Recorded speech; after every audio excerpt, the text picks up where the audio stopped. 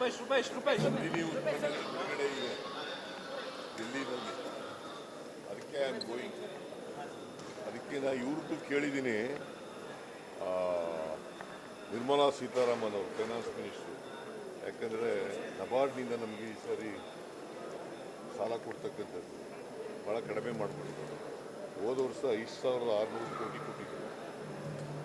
ಈ ವರ್ಷ 2,340 ಕೋಟಿ, ಅಂದರೆ 58% ಕಡಿಮೆ ಆಗ್ತದೆ.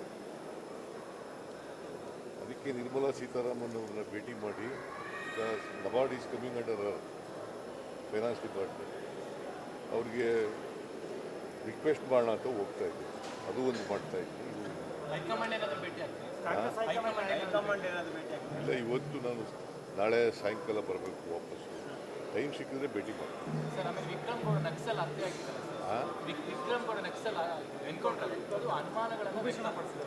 ಯಾರು ನೋಡಿಯಪ್ಪ, there is a standing order. ಅವರು ಸರೆಂಡರ್ ಆದರೆ ಅವ್ರಿಗೆಲ್ಲ ಅವ್ರು ಸರೆಂಡರ್ ಆಗಲಿ. ಕೇರಳ ಸರ್ಕಾರ ಅವ್ರಿಗೆ 25 ಲಕ್ಷ ರಿವಾರ್ಡ್ ಕೊಟ್ಟಿದೆ. ನಮ್ಮ ಸರ್ಕಾರ 5 ಲಕ್ಷ ರಿವಾರ್ಡ್ ಕೊಟ್ಟಿದೆ. ಅವರು ಸುಮಾರು ಕೇಸ್ಗಳಲ್ಲಿ ಇದ್ದರು. ಸೊ ಹಂಗಾಗಿ ಅವ್ರಿಗೆ ಎನ್ಕೌಂಟ್ರ್ ಮಾಡಿದ್ದಾರೆ ಅಷ್ಟೇ. ನೀವು ಅಪ್ರಿಷಿಯೇಟ್ ಮಾಡಬೇಕಲ್ವ.